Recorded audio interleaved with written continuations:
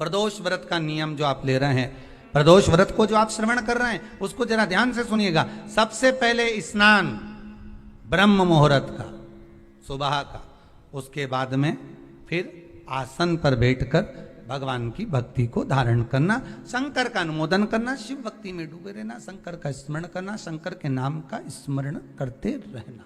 ये प्रदोष का मूल तत्व। महाराज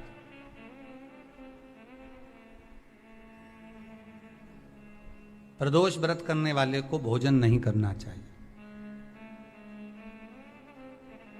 ध्यान दीजिएगा। फलाहार करो, उसमें भी नमक का सेवन मत करो। प्रदोष व्रत में नमक का सेवन वर्जित होता है। कारण क्या कारण होता है? उसका एक कारण माना गया, नमक की वर्जितता। जिस समय पर एक नगर में एक ब्राह्मणी रहती थी, बहुत भाव से सुनिएगा, प्रदोष व्रत नमक को त्यागने का भाव। प्रदोष व्रत की किताब में भी मिल जाएगा आपको, आप पढ़ेंगे तो सुना होगा आपने। एक ब्राह्मणी रहती थी एक नगर में, उसका पति नहीं था,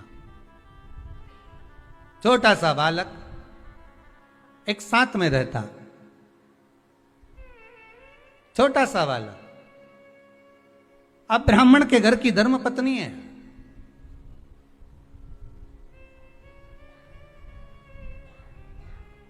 ब्राह्मण कर्मकांड करने वाला, पूजन करने वाला, पाठ करने वाला, अनुष्ठान करने वाला, पूजन करने वाला, मंत्र जाप करने वाला, भगवत भक्ति में डूबने वाला। ब्राह्मण तो चले गया, ब्राह्मणी बच्चे के साथ रह रही। क्या करे वो? अकेली निवास कर रही,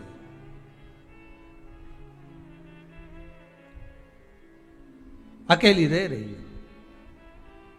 और ब्राह्मणी बच्चे के साथ भ्रमण करती रहती, घूमती।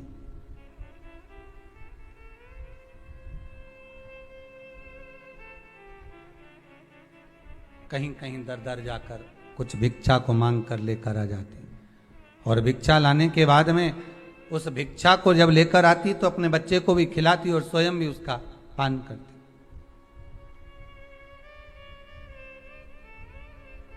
एक दिन ब्राह्मणी भ्रमण करते करते प्रदोष काल के समय पर शिव मंदिर में प्रवेश करी। प्रदोष काल के समय पर, और शंकर मंदिर में जब प्रवेश करा, प्रदोष काल किसको कहते हैं? सूर्य अस्त हो रहा हो, रात्रि प्रवेश कर रही हो, दोनों का जब मिलन हो रहा हो वो प्रदोष काल कहलाता। दोनों का जब मिलन हो रहा, सूर्यास्त हो रहा हो, रात्रि अपना चरण बढ़ाने के लिए आगे बढ़ रही हो, और दोनों का जब मिलन हो रहा है, वो प्रदोष काल है, वो प्रदोष का समय है।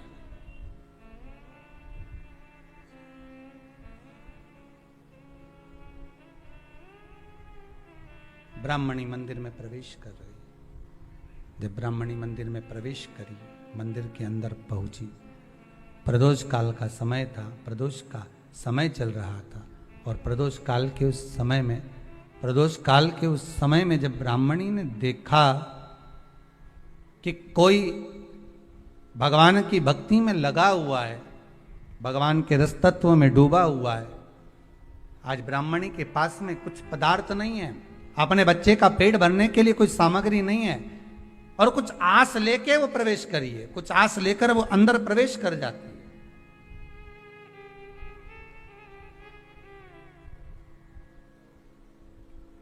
कोई ऋषि की पत्नी, कोई ब्राह्मण जन की अर्धांगिनी उस प्रदोष के समय पर शंकर का अभिषेक पूजन कर रही थी, भगवान शिव की आराधना कर रही थी, भगवान की भक्ति में डूबी हुई थी। बोला सब दुख का है कि सोमवार की अगर प्रदोष पड़ती है, बहुत ध्यान से सुनना महाराज, सोमवार की प्रदोष पड़ती है तो शंकर भगवान कैलाश पर निवास करते हैं, मंगलवार की प्रदोष पड़ती है तो शिव काशी में निवास करते हैं। बुधवार की प्रदोष पड़ती है तो शिव रजत भवन में निवास करते हैं। गुरुवार की प्रदोष पड़ती है तो शिव गंगा के स्थल पर निवास करते हैं। शुक्रवार की अगर प्रदोष पड़ती है तो शिव नीलकंठ पर विराजमान होते हैं। शनिवार की अगर प्रदोष पड़ती है तो शिव शमी के वृक्ष के नीचे रहते हैं।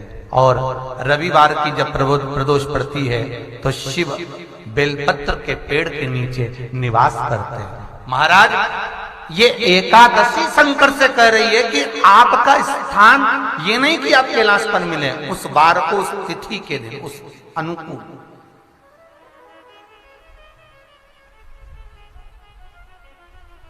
हमारे यहां कहते हैं सोमवार की जो प्रदोष पड़ती है वो इच्छा पूर्ति करती है। मंगलवार की प्रदोष रोग से मुक्ति देती है। बुधवार की प्रदोष कामना की पूर्ति करती है। गुरुवार की प्रदोष शत्रुओं का नाश करती है। शुक्रवार की प्रदोष सुख और शांति देती है। शनिवार की प्रदोष संतान का सुख देती है। और रविवार की प्रदोष जो काम दुनिया में कोई नहीं कर सकता वो अचूक फल की प्राप्ति रविवार की प्रदोष करा देती है। महाराज, ऐसी प्रदोषों का नियम वर्णन किया चाहिए। भगवान कहते ठीक है, तू थोड़ी देर खड़ी हो। एकादशी सम्मुख खड़ी हुई। पार्वती जी ने जिस अंगुष्ठ का जल पीने के लिए लिया था हाथ में, बस पीने ही वाली थी, शंकर भगवान ने वही हाथ में जल लेकर एकादशी के हाथ में उसको देकर कहा, ले, ये मेरे द्वारा निर्मित एक व्रत है जिसे त्रयोदशी के दिन तूने मांगा है, मैं तुझे देता हूं। आज इस व्रत का फल मैं तुझे प्रदान करता हूं। अब तू जिस जीवात्मा को लेकर जाएगी उसका पाप प्रबल नहीं होगा। किसी स्त्री, पुरुष, बालक, बुजुर्ग जो भी होगा जिसने प्रदोष का व्रत करा होगा, वो जीवात्मा को तू किसी फल की कामना से नहीं, स्वतः ही लेकर चली जाए। उसमें कोई कामना नहीं है। बन सके जीवन में 11 प्रदोष या 26 प्रदोष करने के बाद आप उसका उद्यापन कर विराम भी दे सकते। पर जीवन में एक बार प्रदोष का व्रत मौका मिले, जिस कामना से, जिस दिन का भाव आपके मन में आए कि मुझे रोग से मुक्ति पाना है तो ये प्रदोष मुझे करना है, मैं रोग मुक्ति के लिए, हम जो भी आपके मन में आ रहा है, संतान प्राप्ति के लिए शनिचरी प्रदोष, आप उसका स्मरण करें। फिर लिखा शिव महापुराण में, बड़ा सुंदर लिखा वेदव्यास जी ने, मान लो आप प्रदोष का व्रत नहीं कर सकते, आप अगर व्रत नहीं कर सकते तो प्रदोष के दिन, प्रदोष काल में शाम का समय सूर्यास्त का कुछ पल, कुछ घड़ी के पहले से लेकर बाद तक का प्रदोष काल के अंतर्गत आप शंकर जी के मंदिर में जाकर 1 लोटा पानी, 5 बेलपत्र भी अगर समर्पित करते हैं तो संपूर्ण प्रदोष का फल आपके भाग्य में प्रबल हो जाए। शिव महापुराण में इसका प्रदोष बन सके, तुम्हारे पास में शिवालय हो या बेलपत्री का वृक्ष हो, वहां दीप दान अवश्य करना चाहिए। अब एक बात का स्मरण आपको रहे थोड़ा सा, अगर किसी कामना के वश अगर हम दीप लगा रहे हैं या हमारे मन में कोई भाव उत्पन्न है और हम बाबा से कहना चाहते हैं कि बाबा मेरा ये कार्य है आप पूर्ण करिएगा, तो फिर शिव मंदिर में भी लंबी बाती का दीप आप प्रदोष या सोमवार की अष्टमी या सोमवार या आप शिवरात्रि को बाबा से निवेदन कर कर लगा सकते हैं।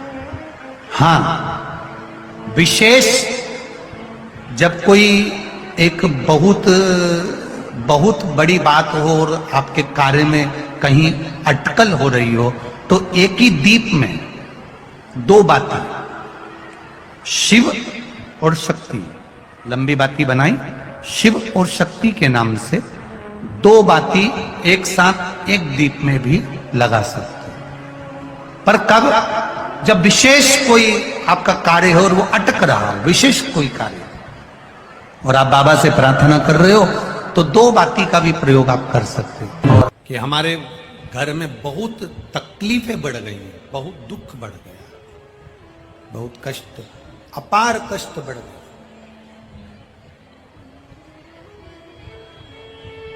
बहुत दुख हमारे जीवन में बहुत बढ़ गया है। तो शिव पुराण कहती है कभी मौका मिले एक बेलपत्र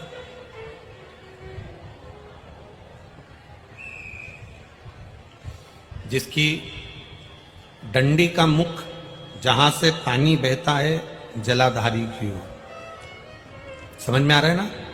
जहां जलाधारी हो और जलाधारी में जहां पानी बह रहा हो, उस पानी बहने वाली जगह पर डंडी का मुख हो, जलाधारी। आप समझ लो थोड़ा सा,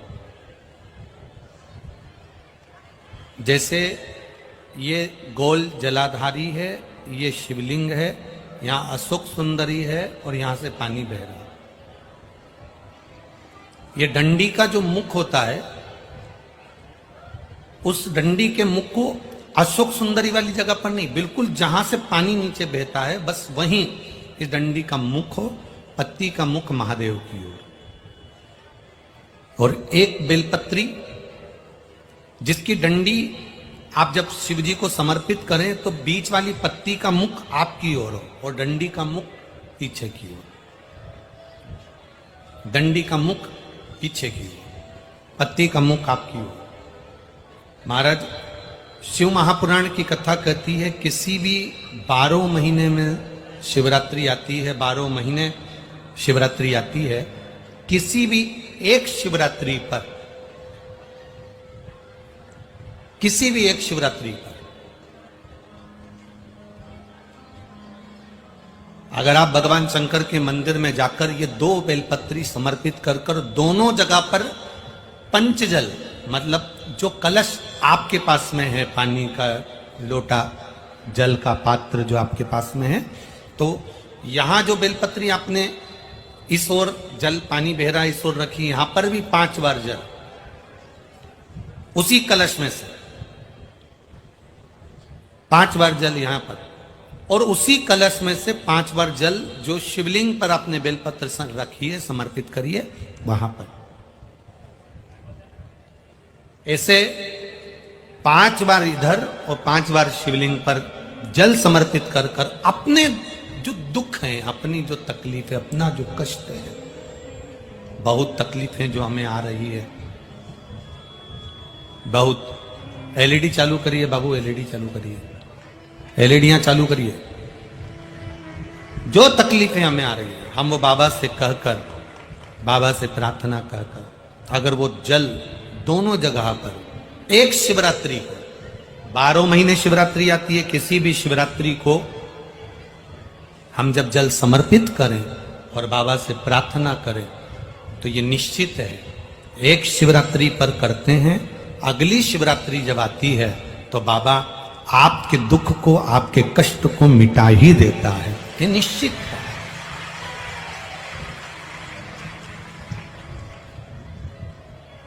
एक बेलपत्र शिवलिंग के ऊपर और एक बेलपत्र बाबा के जलाधारी के सम्मुख,